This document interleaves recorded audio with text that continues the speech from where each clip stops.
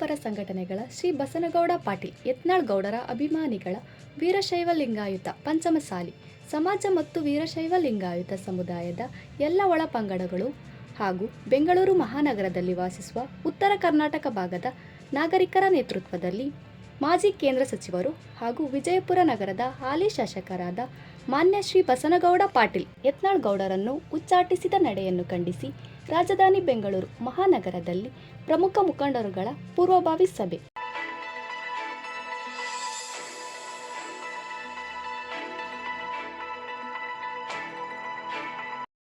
ಹಿಂದೂ ಸಾಮ್ರಾಟ ಕರ್ನಾಟಕದ ಜಿಲ್ಲೆಯಲ್ಲಿ ನಾವು ಅವರಿಗೆ ಉಚ್ಚಾಟನೆಯನ್ನು ಮಾಡಿದ್ದನ್ನು ಖಂಡಿಸಲಿಕ್ಕೆ ಯಾವ ರೀತಿ ಒಂದು ಬೃಹತ್ ಬಹಿರಂಗ ಸಭೆಯನ್ನು ಮಾಡಬೇಕು ಅನ್ನುವಂಥ ಒಂದು ನಿಟ್ಟಿನಲ್ಲಿ ನಾವೆಲ್ಲರೂ ಕೂಡ ಅವರ ಅಭಿಮಾನಿಗಳು, ಹಿಂದೂ ಕಾರ್ಯಕರ್ತರು, ವೀರಶೈವ ಲಿಂಗಾಯತರು ಎಲ್ಲರೂ ಕೂಡ ಸೇರಿ ವಿಶೇಷವಾಗಿ ಉತ್ತರ ಕರ್ನಾಟಕ ಭಾಗದ ನಾಗರಿಕರೆಲ್ಲ ಏನು ಬೆಂಗಳೂರಿನಲ್ಲಿ ನೆಲೆಸಿದ್ವಿ ಅವರೆಲ್ಲರೂ ಕೂಡ ಅಭಿಮಾನಿಗಳು ಇವತ್ತು ಸಭೆ ಸೇರಿ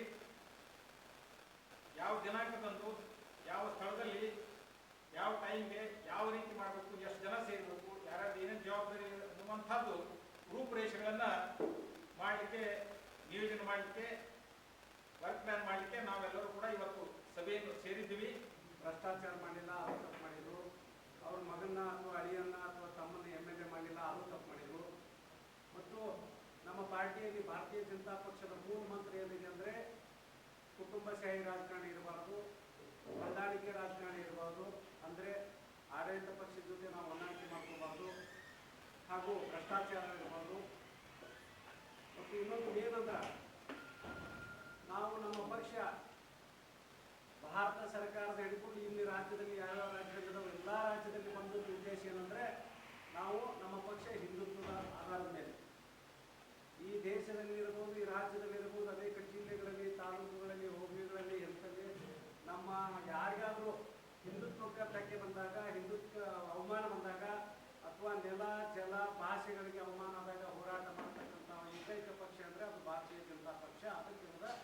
ಅದನ್ನೆಲ್ಲ ಮಾತಾಡಿದ್ರಲ್ಲ, ಮಾಡಿದ್ರಲ್ಲ, ಅದಕ್ಕೆ ಬಸವನಗೌಡರು ಒಂಥರ ಎಲ್ಲೋ ಒಂದು ಕಡೆ ಇದನ್ನು ಅವರು ಸುಳ್ಳು ಹೇಳಿಲ್ಲ, ಅವರು ಹೊಂದಾಣಿಕೆ ಮಾಡ್ಕೊಳ್ಳಿಲ್ಲ, ಭ್ರಷ್ಟಾಚಾರ ಮಾಡಿಲ್ಲ, ಮಕ್ಕಳು MLA ಮಾಡಲಿಲ್ಲ, ಆಸ್ತಿ ಮಾಡಲಿಲ್ಲ, ಮಾರಿಷಸ್ನಾಗ ಆಸ್ತಿ ಮಾಡ್ಬೋದಾಗಿತ್ತು, ಸಿಂಗಾಪುರದಾಗ ಮಾಡ್ಬೋದಾಗಿತ್ತು, ದುಬೈದಾಗ ಮಾಡ್ಬೋದಾಗಿತ್ತು, ಅದನ್ನೇನು ಮಾಡಲಿಲ್ಲ. ಅದಕ್ಕೆ ಯಾರ್ಯಾರು ಮಾಡಿದ್ರು ಇವೆಲ್ಲ ಅವ್ರು ಉಳಿದಾರ, ಇವರು ಹೊರಗೆ ಬಂದ್ರು ಇಷ್ಟೇ. ಅದರ ತಾತ್ಪರ್ಯ ಅಂದರೆ ಅವ್ರು ಸತ್ಯ ಹೇಳಿದ್ದು ಇವತ್ತು ಅವ್ರಿಗೆ ಶಿಕ್ಷೆ. ಅದಕ್ಕಾಗಿ ನಾವೆಲ್ಲರೂ ಸೇರಿಕೊಂಡು ಇವತ್ತು ಅವರ ಅಭಿಮಾನಿಗಳು ಮತ್ತು ಅನೇಕ ಹಿಂದೂ ಸಂಘಟನೆಗಳು ಕೂಡ ಇಲ್ಲಿ ಬಂದವಂತ ನಾನು ಭಾವಿಸ್ಕೊತಾ ಇದ್ದೀನಿ. ನಾನು 26ನೇ ತಾರೀಕು ಅವ್ರದ್ದು 26ನೇ ತಾರೀಕು 4 ಗಂಟೆಗೆ ಉಚ್ಚಾಟನೆ ಆಯಿತು. 27ನೇ ತಾರೀಕಿಗೆ ನಾವು ಪ್ರಥಮವಾಗಿ ಇಂಡಿಯಲ್ಲಿ ಶುರು ಮಾಡಿದ್ದೇವೆ. ತದನಂತರ ವಿಜಯಪುರದಲ್ಲಿ ಮಾಡಿದ್ದೇವೆ, ಬಾಗಲಕೋಟೆಯಲ್ಲಿ ಆಯಿತು, ಜಮಖಂಡಿಯಲ್ಲಿ ಆಯಿತು, ತೇರದಾಳ ಆಯಿತು, ಅಥಣಿ ಆಯಿತು, ಮುದ್ದೇಬಾಳ ನೆಕ್ಸ್ಟ್ 7ನೇ ತಾರೀಕಿಗಿದೆ, ತಾಳಿಕೋಟೆ ಆಗಿದೆ, ದೇವರಪುರಿ ಆಗಿದೆ, ಬಸವನ ಬಾಗೇವಾಡಿ ಆಗಿದೆ. ನಮ್ಮ ಜಿಲ್ಲೆಯಲ್ಲಿ ಅನೇಕ ಎಲ್ಲ ಮತಗಳು ಆಗಿದೆ. ಅವರು ಭ್ರಷ್ಟಾಚಾರದ ವಿರುದ್ಧ ಹೋರಾಟ ಮಾಡಿದ್ರು, ಅವರು ಒಂದು ಒಳ್ಳೆಯ ಕೆಲಸಕ್ಕೆ ಹೋರಾಟ ಮಾಡಿದ್ರು, ಹೊಂದಾಣಿಕೆ ಮಾಡಿಕೊಳ್ಳಿಲ್ಲ ಮತ್ತು ಯಾವುದೇ ಆಡಳಿತ ಪಕ್ಷದ ಜೊತೆ ಕೈ ಜೋಡಿಸಲಿಲ್ಲ. ಅಂತ ವ್ಯಕ್ತಿಗೆ ಇವತ್ತು ಅನ್ಯಾಯ ಒಟ್ಟಾಗಿ ನಿಲ್ಲುವುದು ನಮ್ಮ ಭಾರತೀಯ ಸಂಸ್ಕೃತಿ. ಆದ ಕಾರಣ ಎಲ್ಲರೂ ಹಿಂದೆ ನಿಂತಿದ್ದಾರೆ. ಇವತ್ತು ಚಾಮರಾಜನಗರದಿಂದ ಹಿಡಿದು ಬೀದರ್ ತನಕನೂ ಇವತ್ತು ಅವರ ಪರವಾಗಿ ಪ್ರತಿಭಟನೆ ನಡೀತಾ ಇದೆ. ನಿಷ್ಠೂರವಾದಿ, ಹಿಂದುತ್ವವಾದಿ, ರಾಷ್ಟ್ರವಾದಿ ಮತ್ತು ಇವೆಲ್ಲದರಿಂದ ಅದಕ್ಕೆ ಅವ್ರು ಏನಾದರೂ ಈ ಹೊರಗೆ ಮತ್ತೊಮ್ಮೆ ಹೊರಗೆ ಹಾಕಿದ್ದನ್ನು ಪರಿಶೀಲನೆ ಮಾಡಿ ಅದನ್ನ ವಾಪಸ್ ಅವ್ರು ತಗೋಬೇಕಂತ ಹೇಳಿ ಅವರು ಕೂಡ ಹೋರಾಟ ಮಾಡಿದ್ರು. ಒಂದು ವೇಳೆ ಅವನ್ನೇನಾದರೂ ನಾವು ವಾಪಸ್ ಭಾರತೀಯ ಜನತಾ ಪಕ್ಷ ಮರುಪರಿಶೀಲನೆ ಮಾಡಿ ತಗೊಳ್ಳದೇ ಇದ್ರೆ ನಮ್ಮ ಕರ್ನಾಟಕ ರಾಜ್ಯದಲ್ಲಿ ಹಿಂದೂಗಳಿಗೆ ಅವಮಾನ ಆಗುತ್ತೆ. ಇವತ್ತು ಬೆಂಗಳೂರಿನಲ್ಲಿ ಹಿಂದೂಪರ ಸಂಘಟನೆಗಳು ಒಟ್ಟಾಗಿ ಚರ್ಚೆ ಮಾಡಿ ಬಸನಗೌಡ ಪಾಟೀಲ್ ಯತ್ನಾಳ್ ಅವರ ಉಚ್ಚಾಟನೆಯನ್ನು ತೀವ್ರವಾಗಿ ಖಂಡಿಸಿ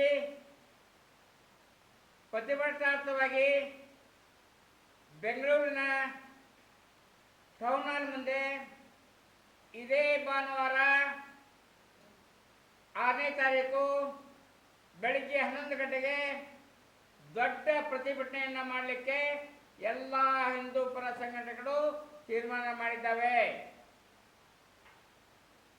ಕರ್ನಾಟಕದಲ್ಲಿ ಹಿಂದುತ್ವದ ಪ್ರತಿಪಾದಕರಾಗಿರ್ತಕ್ಕಂಥ ಬಸನಗೌಡ ಪಾಟೀಲ್ ಯತ್ನಾಳ್ ಅವರು ಅವರ ಪ್ರಯತ್ನದಿಂದ ನಿನ್ನೆ ಲೋಕಸಭೆ ಮತ್ತು ರಾಜ್ಯಸಭೆಯಲ್ಲಿ ವಕ್ಫ್ ತಿದ್ದುಪಡಿ ಆಯ್ತಲ್ಲ, ಅದರ ಕೀರ್ತಿ ಬಸನಗೌಡರಿಗೆ ಸಲ್ಲಬೇಕಾಗಿದ್ದು.